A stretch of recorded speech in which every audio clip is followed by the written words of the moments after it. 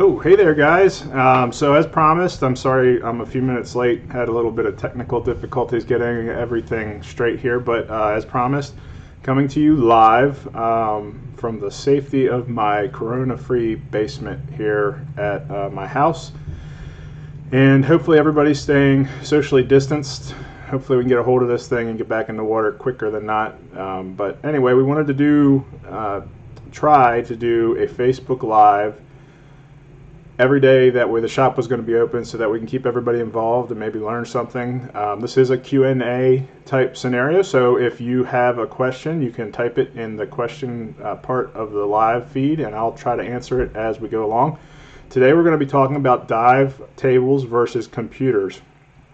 And this is a big controversy, although I think it's starting to quickly sway over towards the computer side of things over the years. But originally, back when diving first started, all we had to go by, well, when diving first started, they were just going by how they felt, how the divers felt when they came back up. Then we worked into tables. I'm not going to go into all the history with it because that would bore most everybody, but we're going to talk about why there are benefits of using a computer over top of tables for your dives. And so I do have some visuals for that. Hopefully this will work. Like I said, I got some technical stuff going on. But anyway, so for those of you that don't know how dive tables work, basically when you start a dive, you start recording the time. And then at the maximum depth of that dive, you're going to record the maximum depth and then your ending time of the dive. And the ending time begins when you start your ascent. And so the dive would end when you start your ascent on the way back up. And then you're going to calculate how much residual nitrogen you have in your blood from that dive. And that will dictate how long you have to stay out of the water, or how long your bottom time for the second dive can be based on the residual nitrogen. We're not going to go in depth on how to do the tables. That might be something I do a little bit later on. But we're just going to discuss the benefits of using a computer over top of a dive table. So I do have some visuals here if it works.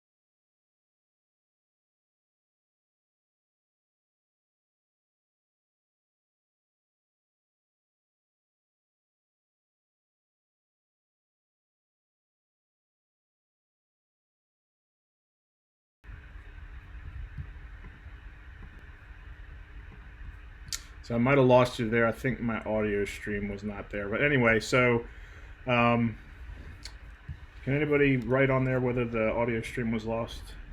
I'm hoping not. So anyway, the tables, we're quickly moving over towards mostly computer usage, and agencies are actually starting to teach the courses by use of computer mainly versus the tables. And a lot of that comes because the computers are being more mass produced. They're becoming much more reliable. The technology has gotten better, and we're not having the issues that we had when computers first were released. They had a lot of floods. Obviously, if you flood your computer during a dive, then you have to end the dive. So as the technology's gotten a lot better, then we start moving over towards mostly computers. And so we'll talk real quick. You'll see my mouse moving there a little bit. So when you plan a dive based on a dive table, you would start your timer as soon as you submerge, and then you're going to go to the depth that you use. So let's say we did a dive to 55 feet. So that would be up here, and we always round to the next deeper or higher number. So 55 would equate to a 60-foot dive. And then let's say you stayed down for 20 minutes. And so we're going to scroll down here to 19. We're not 19. We're actually going to go to the next longer, which is 21. And so that puts you into category G here, a G diver. And so what that's saying basically is the residual nitrogen that you have in your blood. We have to go down to the next page here to pull all that info, but because you stayed down for 20 minutes at 55 feet, we go to 60 and then down to 21, and you scroll over. And then let's say your surface interval was 30 minutes. So 30 minutes falls within the 0 to 23 range. And so you scroll down, follow that down, and that takes you down. You're now what we consider a D diver. And then so when you're looking at this, you follow over to D, and then depending on the depth of your next dive, you'd scroll down and find out what the residual nitrogen would be, which would be the white number, and then your allowable bottom time for the second dive based on your first dive's residual nitrogen, and that would give you the time down here. So if we were going to do a second dive to 40 feet, and we are already a D diver up here, come down here, second dive to 40 feet, that means that you have 25 minutes worth of residual nitrogen, and then you could do 115 minutes on your second dive at 40 feet based on the residual nitrogen before you would be in decompression. So this is all no decompression diving. So as you can see, this can get a little bit convoluted. So there's a lot of stuff here, and there's actually quite a bit more to that. We can actually reverse engineer a dive to tell you how much of a surface interval you need to have between two dives. If you know your depth of the second dive, you could actually reverse engineer it. That's the purpose of this, is not necessarily to get into all that. It's just to kind of show you the differences. But you can see there's quite a bit of work here. And you have to do a lot of your own monitoring when you're using a table. So in other words, you would have to have a timing device, so a watch. You'd have to write down the start of your dive as soon as you submerge. And then you'd have to pay attention to your depth as you're diving. Your maximum depth is what you're going to record as the depth for the table. And so you'd have to record that. And then when you start to do your ascent, you would write down the time again, and then you'd get on the boat and you'd have to do all these calculations to see what you could do for the second dive. Once you get it down, it's not really too hard to do, but there's a lot more involved than just throwing a computer on your wrist and going diving. The other thing about tables that makes a computer much more beneficial is that the table is going to run your profiles and run your allowable times based on a square dive profile. And when I say square dive profile, what I mean is if you go down to 60 feet, like we were talking about this first dive, 55 feet, and you go down to 60, we're going to consider that a 60-foot dive, then what you are going to do is base the entire time for the table purposes for running your decompression stuff. The entire time is going to be at that 60-foot level, even though you might not have spent the entire time of the dive. In fact, a lot of times we don't spend the entire time of the dive at the maximum depth of the dive. So for instance, a wreck. You might go down on a wreck, and at 60 feet is where the propeller is, and so you go down and check out the propeller and take some pictures, and then you come back up on the deck of the wreck, and you want to explore the depth of the deck of the wreck. Let's just say the deck is only at 45 feet. Well, you're really shorting yourself by using tables because the entire dive is going to be based off that maximum depth of 60 feet. Even though you might have only spent 2 or 3 minutes down there, and then the rest of the dive was spent at 45 feet or even 40 feet or even shallower, you have to run the table based on the 60 feet for the entire dive. And so it's not calculating. This does get a little involved. You can go and do multi-level planning with the dive planner, but it's pretty involved, and it's going to take a lot of time in your surface interval to kind of work that up. That being said, by using a table, because you are running your profiles based on the entire time at that depth, and you're rarely at that depth for the entire time, they are super conservative. And so, in other words, you are very rarely going to be pushing any limits because you are running the entire dive, the time, at that deeper depth that you rarely spend the entire time at. So very, very conservative, but you're shorting yourself on a lot of time as well. So if you're going to go do multiple dives throughout a day, 2, 3, 4 dives, using tables, you are absolutely going to short yourself quite a bit. A single dive, not too bad, but multiple dives, absolutely going to short yourself. And so what the dive computer does that a table is not doing is your dive computers, they compensate. So they record everything. They're going to record your time in the water as soon as you start submerging. Most of them are based off of pressure. So as soon as they detect that there's some pressure on the computer, it's going to start the timer. And it's going to record your depth. They all have different sampling rates, but they're going to record it fairly quickly. And it's going to adjust that table on the fly based on your actual depth at that time of the dive.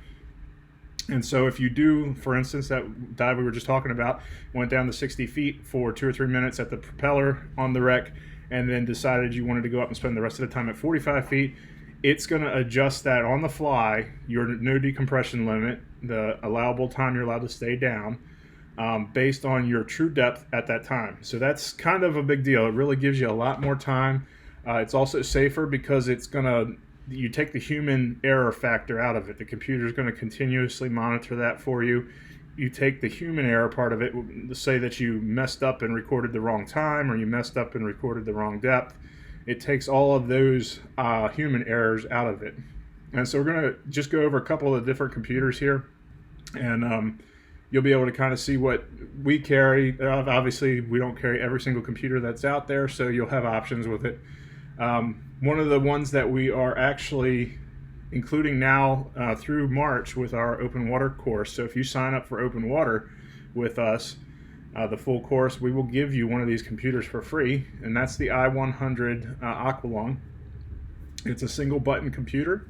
So you can see there's a single button down here to navigate. There's a lot of push and hold options to move through the menus.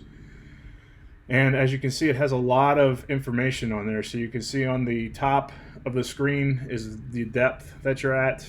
The second row there would be the stop point. So it's telling you that you need to stop at 20 feet for 3 minutes. In this picture, it's actually going into decompression. We don't want to ever do that.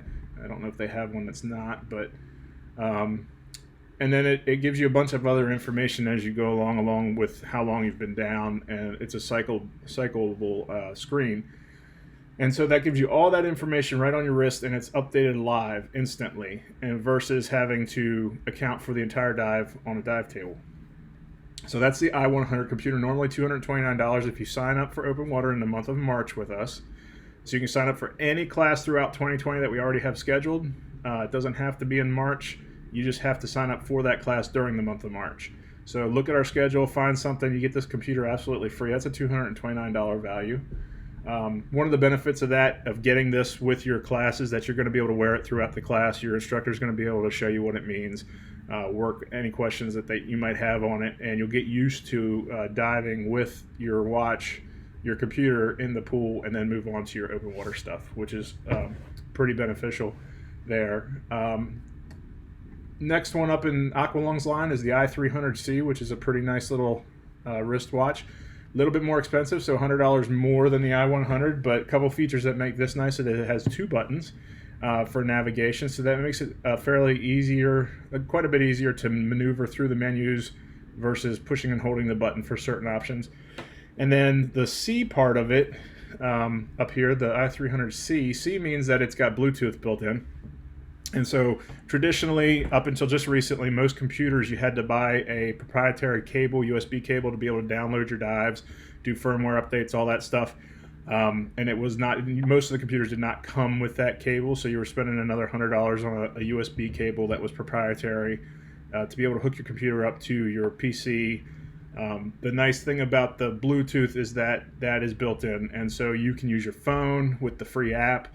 You can download your dives, add pictures, attach pictures to that dive, which is kind of cool. It has geotagging, so that when you download the dive onto your computer, if you do it at a dive site, it's going to automatically geotag where that dive occurred.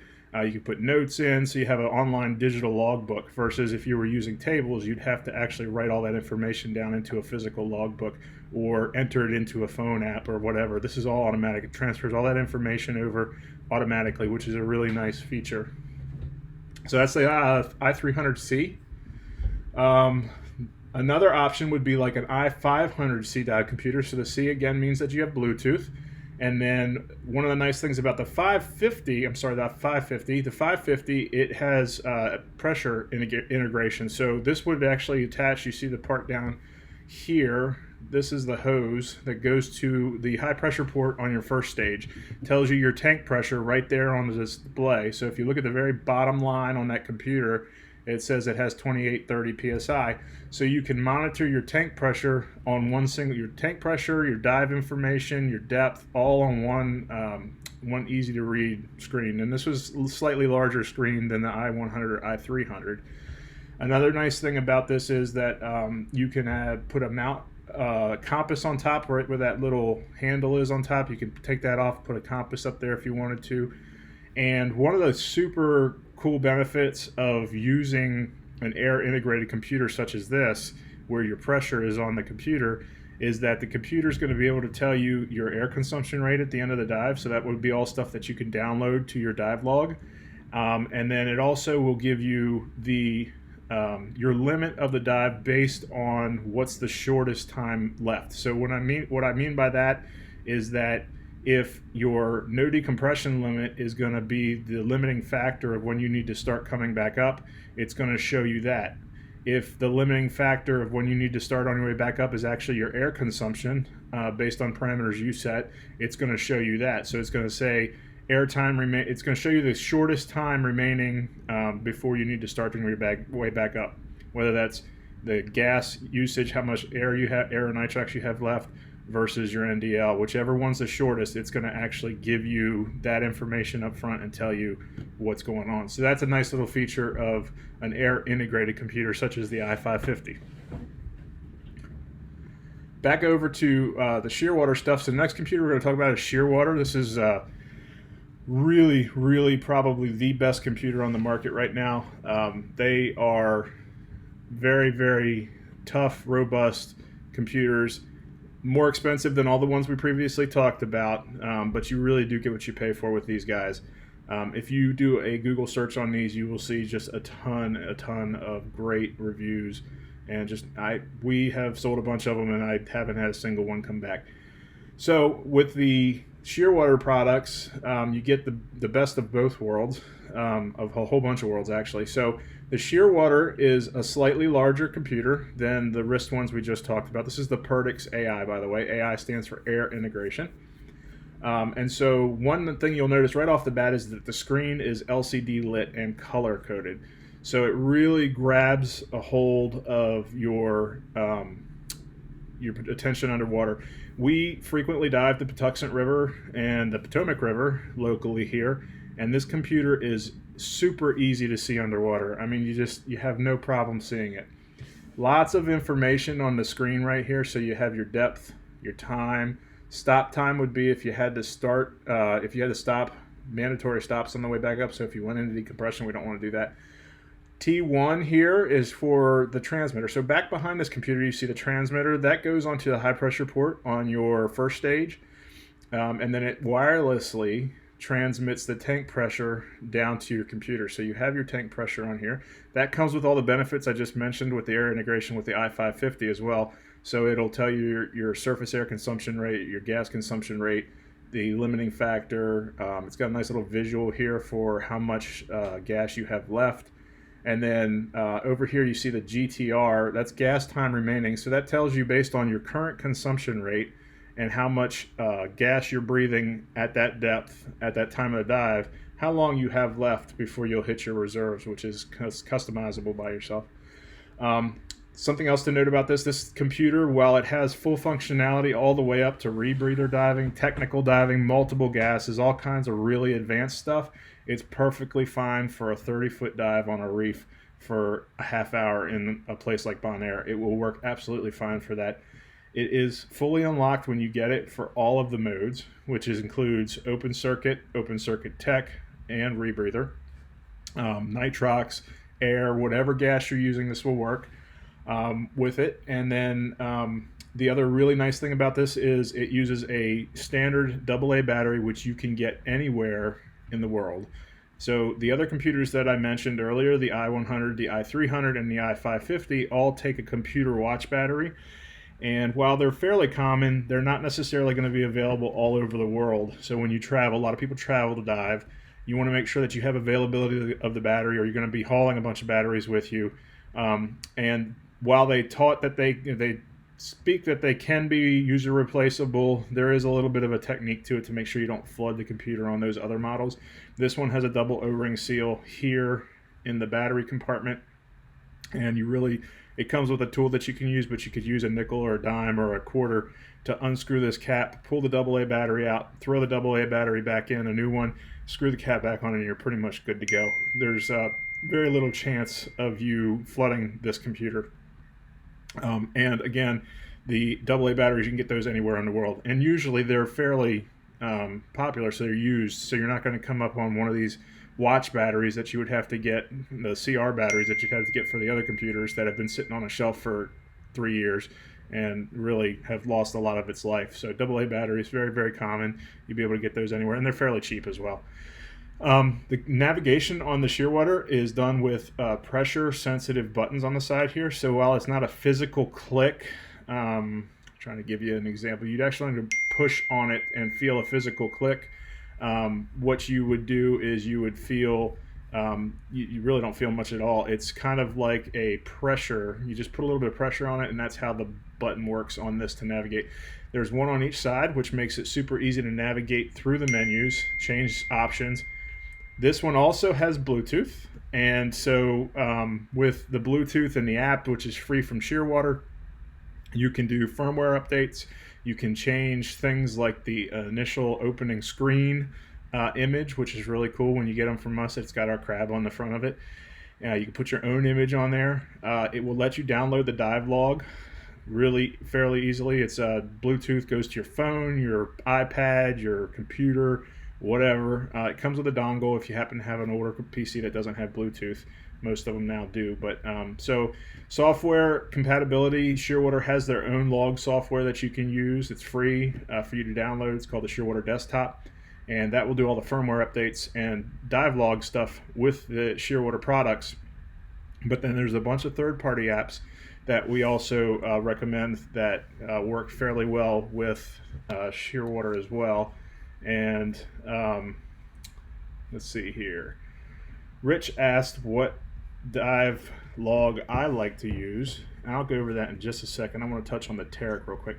So Shearwater, lots and lots and lots of options. If you are just getting into diving and you want to invest in a decent computer, this is the way to go. This will move with you with any kind of training you decide to do later on.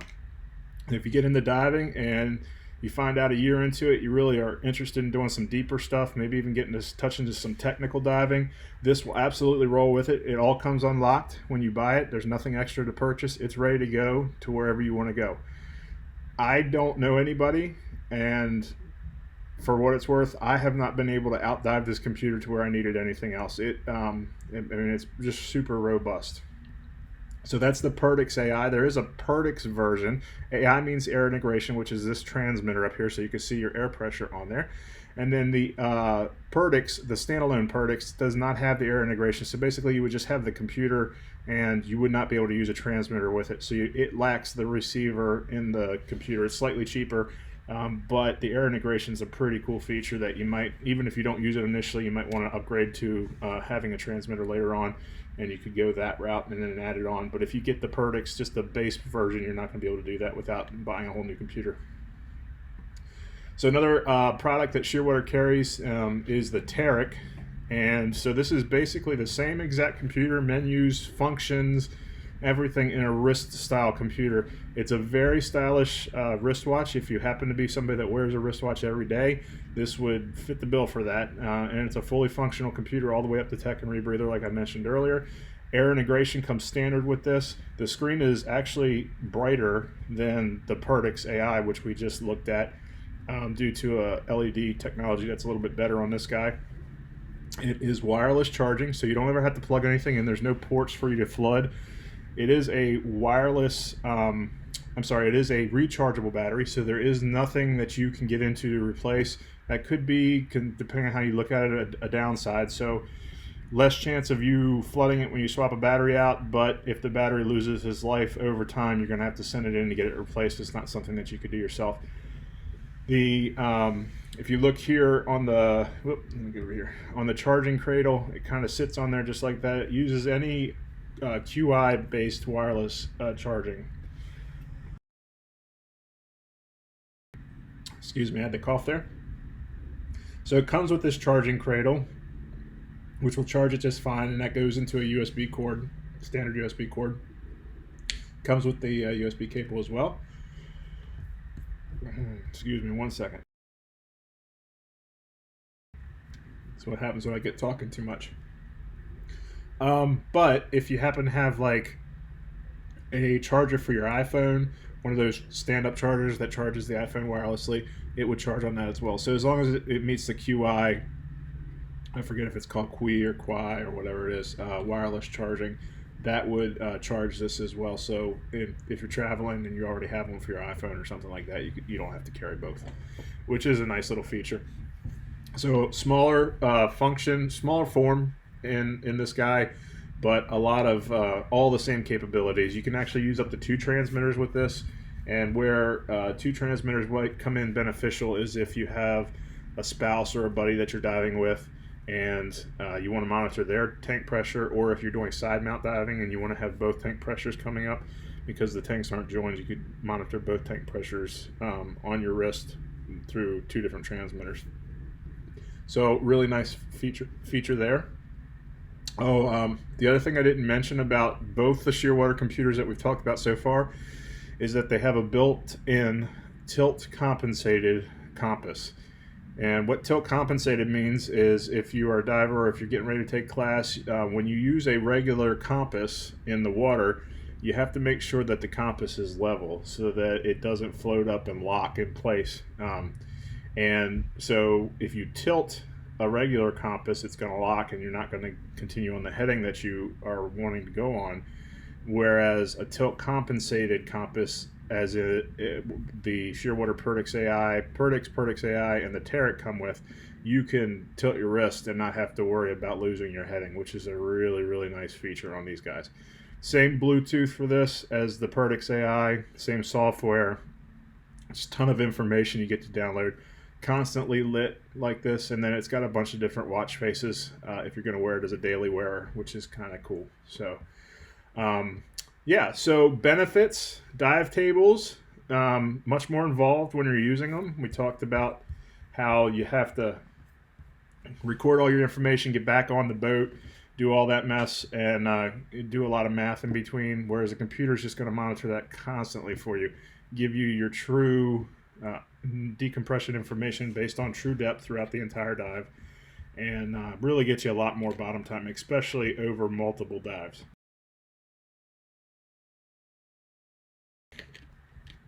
And then so yeah, we talked about that. I really think, you know, a lot of people are saying that you really should have an in-depth knowledge of the tables, and actually I used to be in that mind thought as well, where even though you're using a computer, I used to think that you should have a super good knowledge of the dive tables and how to use the dive tables. I'm kind of steering away from that now. The computers are becoming much more reliable, easy to use. The technology is good, and I think it really is. There's a lot of room for error in using the dive tables, human error, whereas the computers don't leave nearly as much human error involved. So I really think that the computers are the way of the future, and I think that you're going to see a big sway over the next probably 10 years to where we'll still have, well, the tables will be around forever, but actually teaching it, making sure the students have a super thorough knowledge of it, we're going to sway over to the computers over the years. So yeah, Q&A. I have, let's see here, let me pull up. There we go. So I've got Rich, Gary, John, all my good friends and dive shop groupies here. So we have, let's see, Rich says, what kind of programs do you use for your dive log? Personally, I have gone to MacDive, so this would be only applicable to people who have a Macintosh or an Apple computer. MacDive also has an app for iOS on the iPhone. that you could use iPhone and iPad. They do sync together, so I do have both MacDive on my, I'm going to pull it up here and do a screen share. I do have MacDive on my PC, and then I have MacDive on my phone, and those two things sync. So if I wanted to download my dives after a weekend of diving to my phone for ease of use, it'll automatically sync with the PC through the cloud, which is really cool. Hold on, let me pull it up real quick. So this is MacDive. The reason that I like this, and this works with the Shearwater, Aqualung, they support a ton of different computers.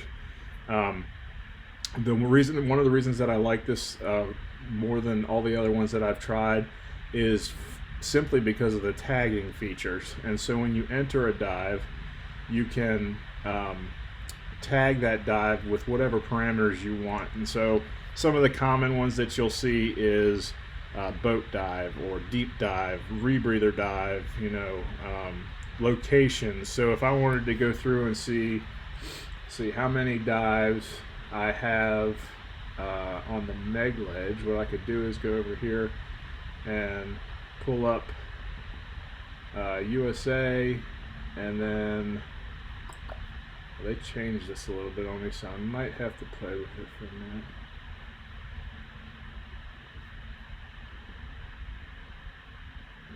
Let me know if that's how to change it. Anyway, you could pull up all the dives by the filter. Let me see if I can do this here real quick. So we'll do dry suits. So I went up to the search bar up here and I typed dry suit. And what that does is it has now filtered every single dive throughout my entire dive log, which is currently sitting in the almost 1,000 range. And it has filtered all of the dives now, will only show up here.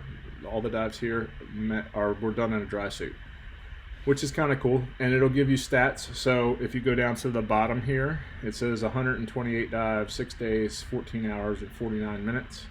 So I know I have more dry suit dives than that I didn't really start getting strict on my tagging until 2 or 3 years ago. But you can be as strict as you want or as lax as you want. I'm kind of a nerd when it comes to those statistics, so I really enjoy doing this. You can also pull up duration up here. So if you click on duration, it'll bring up the maximum duration. So as you can see, one of my longest dives was actually at Lake Phoenix. That's kind of embarrassing, but 265 minutes. That was definitely on the rebreather, probably teaching a class. After that, North Carolina, the Bubbles Reef for Megalodon teeth. And if you click on the dive, it'll bring up the profile here. And actually, this is a good visual of, let me pull that over here, of what I meant earlier by a square profile with dive tables. This is not a common dive. Because when we're searching for teeth, we're on the bottom looking for teeth the entire time. That's very as close as you're going to get on a regular dive to a square profile. So tables would actually work fairly well here. But you can see I went from up here where I submerged down to the bottom, and then I stayed at that depth, except for a couple little spikes here, and I know I was searching for lobster on those, so that's why I was up on the ledge a little bit. So down here, almost an entire square profile before I started coming back up. And so with a table, your entire dive is going to be like that every single dive. Whereas, and let me see if I can find a good example of a multi-level dive. That's more realistic of a real dive. So you can see I submerged, came down here. I probably hung out. This part here would be where I was swimming along the deck of the wreck. Maybe went up to the conning tower up here, checked it out. Then I went down to the propeller on the bottom, checked it out for a little bit, and then started my way back up to the deck, and then came back up. With a dive table, if you're using a dive table, your profile is going to be ran like that, versus the computer is actually going to account for all of these depth changes throughout the dive. So where was that one I just, there it is. So it's going to account for all these different levels, different depths that you have throughout the dive, giving you the maximum bottom time versus a table. If you're running a table on this dive, we would have to run the table at, let's see here, that's 114 feet was my maximum depth on this, and the entire time was 39 minutes. So actually that's a rebreather dive, so that was a little bit longer. You would have to do the table based on 114 feet for the entire time of the dive, and that would run you right off the table real quick, whereas the computer allows you to monitor it constantly. So that's a couple of things of Mac Dive that I like. It'll you can filter out. So for instance, I click on USA over here. I have 624 dives, 23 days, 7 hours, 51 minutes, and dives in the U.S. You pull up Honduras, there's 47 dives. So it really gives you a lot of cool information here. You can put in it gives you the option to add in your certifications, photos you can attach to this. It'll give you the option to tag buddies. So any of your contacts in your computer, your iOS, whatever operating system that you're using, well, I guess you would have to use Mac with this. It allows you to tag people who are in contact lists. So for instance, Jake Hill is one of the ones that I have on here watching now, and he's been my buddy on a bunch of dives, and I was able to tag him just by pulling him out of my contact list, which is really cool. Is there any other Q&As? I mean, I'm here to answer questions. Anything you've always wanted to know, put it up on the comments on the side. I'm kind of watching that. Hopefully everybody's staying safe out there and staying away from the COVID. I think everybody's pretty much paying attention to the guidance. At least I hope you are, because I think that's going to be the only thing that stops this thing. And continue to get us back to diving soon. I know we had to cancel our open water class this coming weekend because the pools are all closed. My hope is that within a month we'll be back up and running, but who knows. Any questions? Anybody? Did anybody answer the poll over there? Oh, I guess it didn't show. Let me publish it there. There you go. There's a poll. So click on your answer so we all know.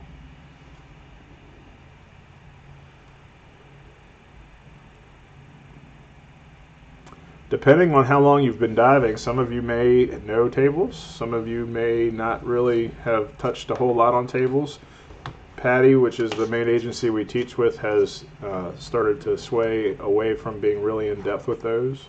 It's an option, but most of the classes that we teach anyway are computer based, and that's because all of our rental gear, all the class gear, has computers built into it, so that you kind of get a feeling for it. Does anybody see the survey over there, or is it just not popping up?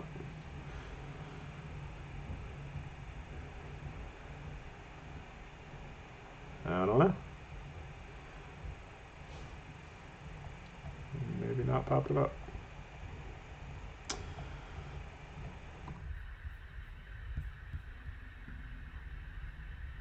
No survey, Rich says. Well, what in the world? Let's see here. Allow voting for let's click on that. What about now, Rich? Do you see it now? Huh. Okay. Well, that's something I'll have to... Oh, somebody voted, so somebody's seeing it. Did it come up finally?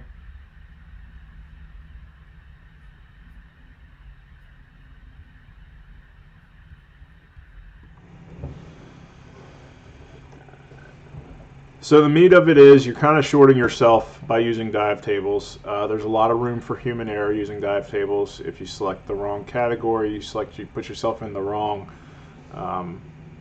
pressure group and work the table wrong, you could be working it the wrong way. A lot of times it'll work out to be more conservative if you do an error.